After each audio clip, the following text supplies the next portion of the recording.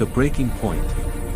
The conference hall floated in neutral space, a massive structure of crystal and steel built by 17 different species over the course of 3 decades. It was called the Harmony Station, and for 52 years, it had been the beating heart of galactic diplomacy.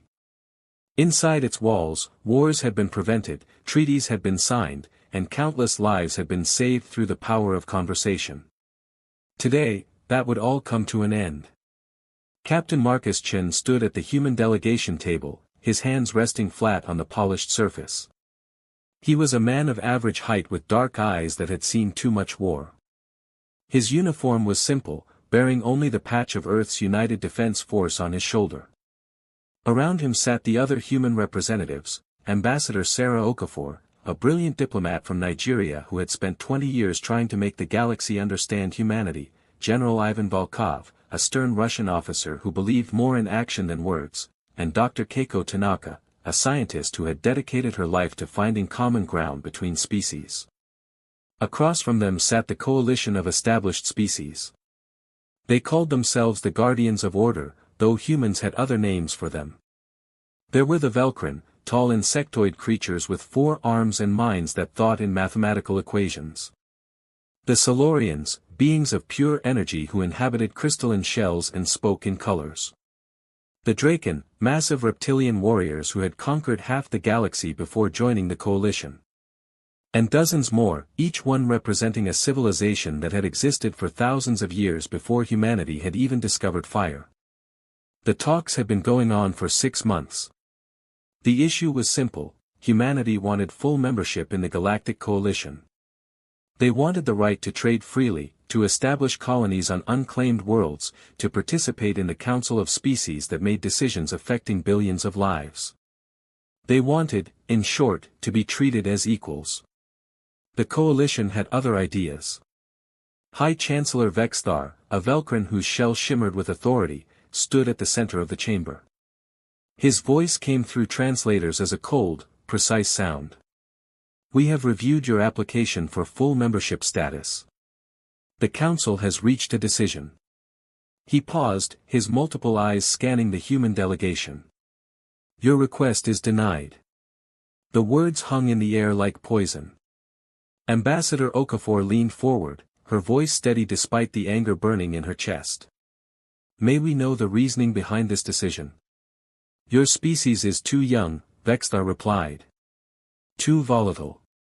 You have been in space for barely 2 centuries. Most species spend 10,000 years proving their worth before consideration." "We've followed every requirement," Dr. Tanaka interjected, her hands trembling slightly. "We've demonstrated our technology, our culture, our commitment to peace. What more do you want?" A Silurian representative pulsed with orange light, which the translator converted to speech. "You have demonstrated exactly what concerns us. Your technology advances too quickly. Your population grows too fast. Your military expands beyond what any peaceful species would need. You are dangerous." General Volkov's jaw tightened. He had been quiet throughout the negotiations, but now he spoke in a voice like gravel. "Dangerous? We've never started a war with any coalition species. We've honored every treaty. We've even helped defend Silurian colonies from the void swarms when your own fleets were too slow to respond." "And that is precisely the problem," the Draken ambassador growled. "You helped without being asked. You act without permission. You do not understand your place in the order of things." Captain Chen felt something cold settle in his stomach. He had been a soldier for 30 years, had fought in the border wars and the Titan Rebellion. He knew the sound of a predetermined verdict when he heard one. This wasn't a negotiation. It had never been a negotiation. The coalition had made their decision before the talks even began. Ambassador Okafor tried one more time. "If not full membership, then what? We're willing to accept a probationary status. Give us goals to work toward, and we'll achieve them." "There will be no probationary status," Vexthar said flatly.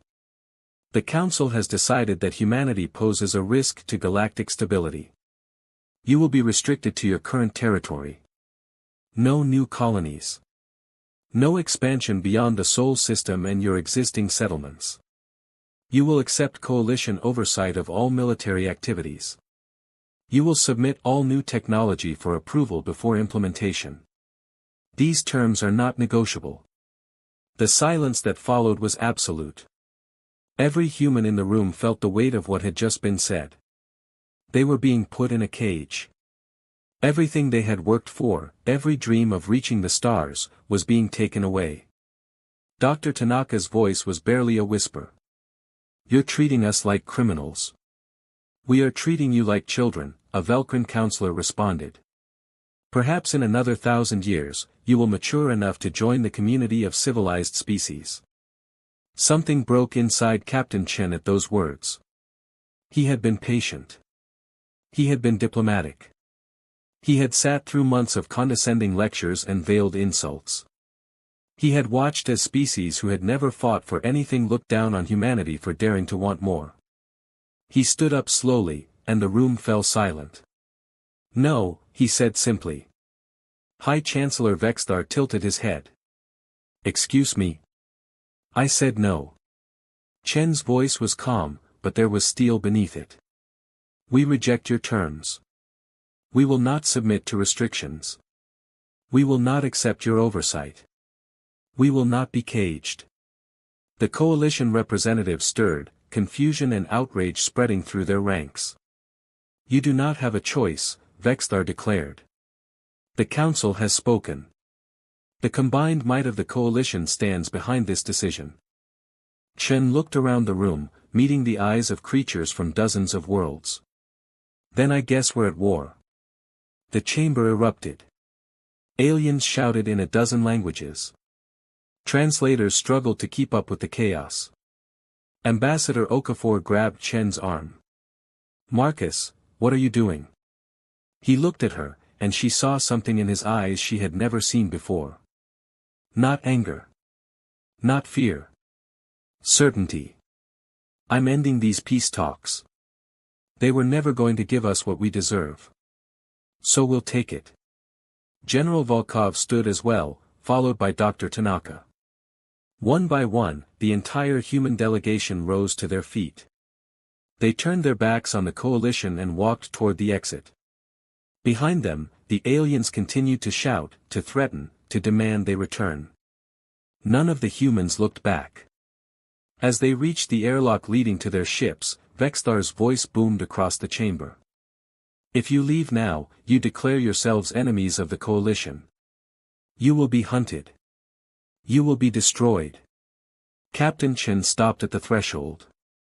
He turned his head just enough to be heard. You should have given us a seat at the table when we asked nicely. Now you'll have to deal with us standing on it. Then he stepped through the airlock, and the door sealed behind him. The journey back to Earth took 3 weeks. During that time, messages flew across the galaxy. The coalition scrambled to respond to humanity's rejection of their terms.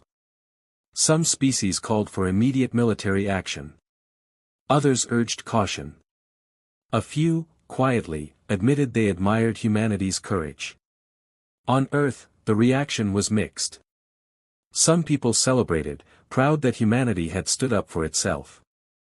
Others were terrified, convinced that the entire species had just signed its own death warrant. The governments of Earth convened in emergency sessions. Military bases went to high alert. Colony worlds began preparing defenses. Captain Chen found himself summoned before the Global Defense Council, a group of leaders from every nation on Earth. They met in a bunker deep beneath Geneva, surrounded by screens showing the disposition of human and coalition forces across known space. You've started a war we cannot win, President Kim of the Asian Federation said bluntly. The coalition has 1 million ships. We have 5,000. They have weapons that can destroy planets. We're barely holding our territory as it is. Then we'd better get creative, Chen replied. He pulled up a holographic display showing the galaxy. The coalition is big. That's their strength and their weakness. They're slow. Bureaucratic.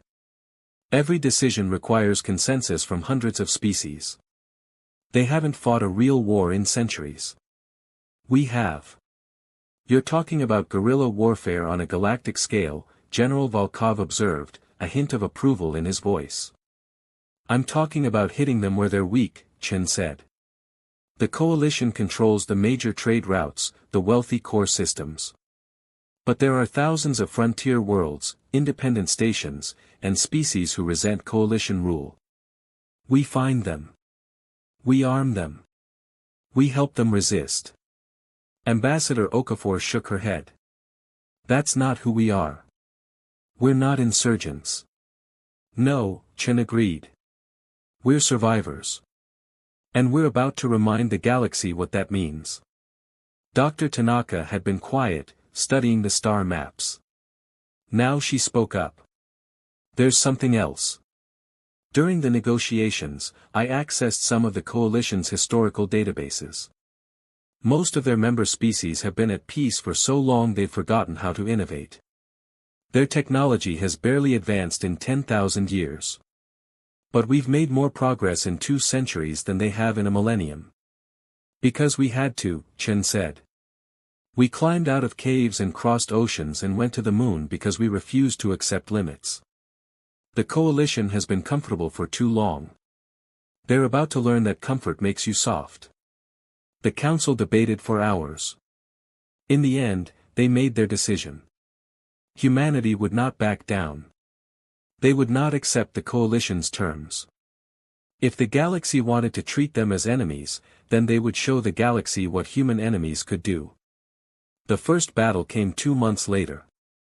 Fire in the dark. The Vergal system had been coalition territory for 3,000 years. It was a minor system, barely worth mentioning in the grand scheme of the galaxy. 3 planets, one of them habitable, orbiting a yellow star. The system's only importance was its location. It sat on a trade route connecting the wealthy core worlds to the resource-rich frontier. Merchant ships passed through Vergal space every day, carrying goods worth billions. The coalition had stationed a small fleet there for security. 12 warships, mostly older vessels assigned to low-priority duty. The crews were experienced but bored. Nothing ever happened in Vergal. It was a safe posting, the kind of place officers went when they wanted an easy few years before retirement. They weren't expecting Captain Chen. The human task force dropped out of faster-than-light travel at the edge of the system. There were only 5 ships, each one smaller than the coalition vessels waiting near the inhabited planet. By all conventional military logic, it should have been a slaughter. The coalition fleet outnumbered them more than 2 to 1 and had superior firepower. But humans had stopped believing in conventional logic a long time ago. All ships, begin Operation Wildfire, Chen ordered from the bridge of his destroyer, the Defiant.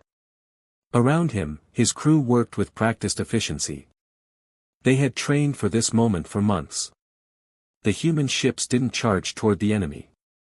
Instead, they scattered, each one taking a different vector through the system. The coalition fleet, confused by this unusual tactic, split up to pursue them. It was exactly what Chen wanted. The Defiant accelerated toward the system's asteroid belt, a coalition cruiser in pursuit. The enemy ship was larger, with more powerful weapons and stronger shields. In a straight fight, it would win easily. So Chen had no intention of fighting straight. Take us into the belt, he ordered. Full speed. His navigation officer, a young woman named Lieutenant Park, looked nervous. Sir, at this velocity, even a small collision could. I know, Chen interrupted. Do it anyway. The Defiant plunged into the asteroid field like a swimmer diving into rough water. Rocks the size of mountains flashed past, some missing the ship by mere meters. Behind them, the coalition cruiser followed, its captain confident in his ship's superior sensors and maneuverability. That confidence lasted exactly 90 seconds. The Defiant executed a sharp turn around a large asteroid, and suddenly the cruiser found itself flying straight toward a wall of rock. It tried to turn, but at that speed, there wasn't time. The ship clipped an asteroid, and its shields flared. Then it hit another, and another. By the time it cleared the immediate danger, its shields were down to 30% and its hull was scored with impacts. The Defiant circled back and fired. Missiles streaked across the void, slamming into the damaged cruiser's engines. Explosions blossomed in space. The Coalition ship went dark, drifting helplessly. "One down," Chen muttered. "All ships, report." Across the system, similar scenes played out. Human ships led Coalition vessels into traps, used the terrain to their advantage, exploited every weakness in enemy tactics. The Coalition crews fought bravely, but they had been trained for conventional warfare. The humans were fighting a different kind of war entirely. Within 3 hours, the battle was over. 7 Coalition ships were destroyed or disabled. The remaining 5 retreated, carrying news of their defeat back to Coalition command. The humans had lost 1 vessel and suffered moderate damage to 2 others. By any measure, it was a stunning victory. But Chen knew it was just the beginning. He stood on the bridge of the Defiant, looking at the holographic display showing the system around him. "Open a channel to the planet," he ordered. On the main screen, a Velcrin governor appeared, his shell pale with fear. "What do you want?" "To talk," Chen said calmly. "Your fleet is gone. We could bombard your world from orbit if we wanted. But we're not here to conquer. We're here to make a point." "What point?" the governor demanded. "That the Coalition doesn't control the galaxy as completely as it thinks. That there are species willing to fight back. That humanity isn't going to disappear just because you want us to." Chen leaned forward. "Here's what's going to happen. You're going to tell the Coalition exactly what happened here. You're going to tell them that humans destroyed your fleet without breaking a sweat. And you're going to tell them that this is just the start." The governor's mandibles clicked in agitation. "You cannot win. The Coalition has thousands of systems, millions of ships. You've won 1 battle. It means nothing." "Maybe," Chen acknowledged. "But we'll win another battle. And another after that. And eventually, the galaxy will realize that we're not going away. That we deserve respect, not restriction." He paused. "One more thing. Any species in this system that wants to trade with humanity, you have our permission. Anyone who wants to leave Coalition space and join us, we'll welcome them. The Coalition wants to keep everyone in chains. We're offering freedom." He cut the transmission before the governor could respond. Around him, his crew looked uncertain. They had won a great victory, but the cost would be enormous. The Coalition would respond with overwhelming force. Humanity had kicked the hornet's nest, and now they would face the swarm. Lieutenant Park voiced what everyone was thinking. "Sir, what happens when they send their real fleet?" Chen smiled, but there was no humor in it. "Then we do what humans have always done when facing impossible odds. We improvise." News of the Vergal system battle spread across the galaxy like wildfire. On Coalition worlds, there was shock and outrage. How had such a primitive species defeated a Coalition fleet? On frontier worlds and independent stations, there was something else: hope.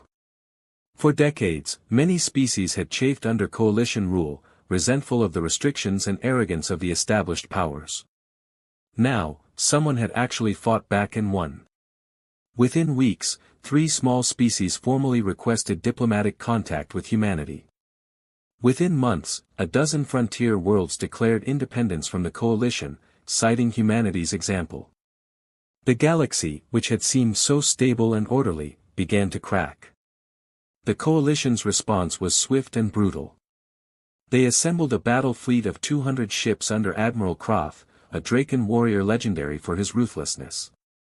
His orders were simple: find the human forces and destroy them utterly. But finding the humans proved harder than expected. Chen had split his forces into small task groups, each one operating independently. They struck at trade convoys, raided supply depots, and ambushed patrol fleets before disappearing into the void. Every coalition fleet sent to hunt them found nothing but empty space. Back on Earth, the war effort consumed the entire planet.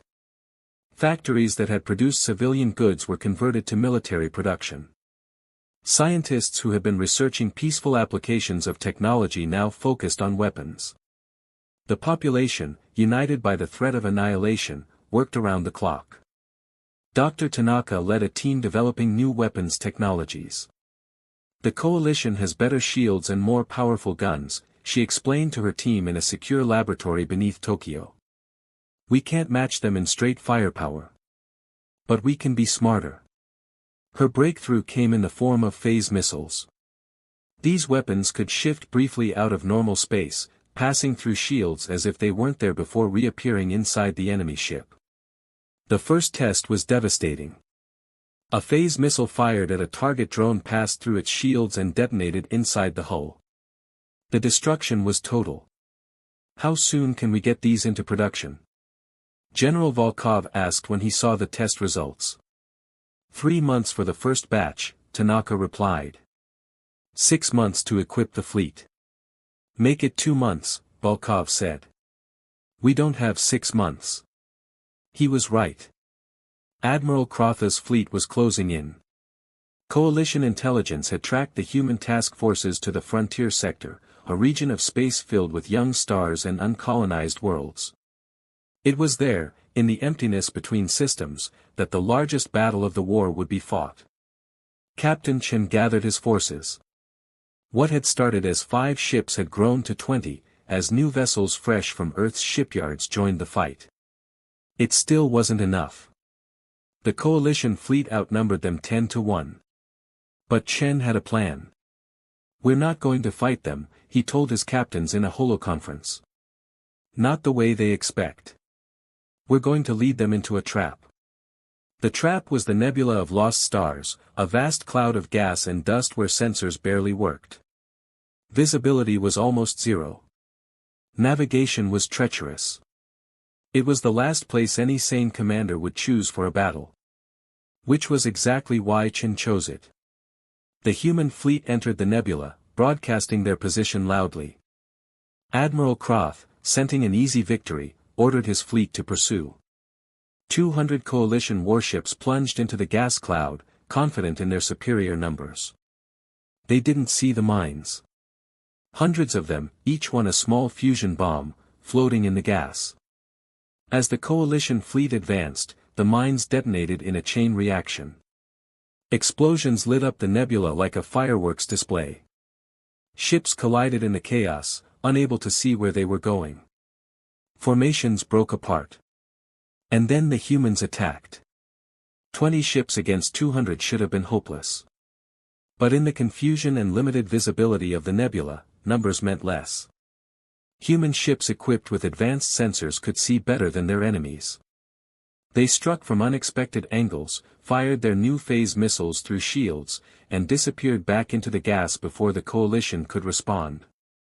Admiral Kroth rallied his forces, tried to restore order. He was a brilliant commander, and under normal circumstances, he would have won. But these weren't normal circumstances.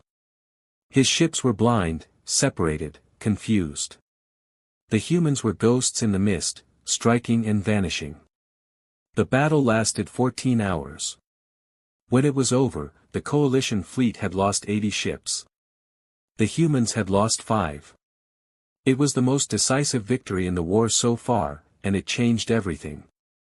Back on Earth, people celebrated in the streets. On frontier worlds, more species rose up against the coalition. The galaxy was in turmoil, and at the center of it all was humanity, the young species that refused to be caged. Captain Chen stood on the bridge of the Defiant, exhausted but satisfied. They had proven themselves. They had shown the galaxy that humans were a force to be reckoned with. But he knew the war was far from over. The coalition would respond with even greater force.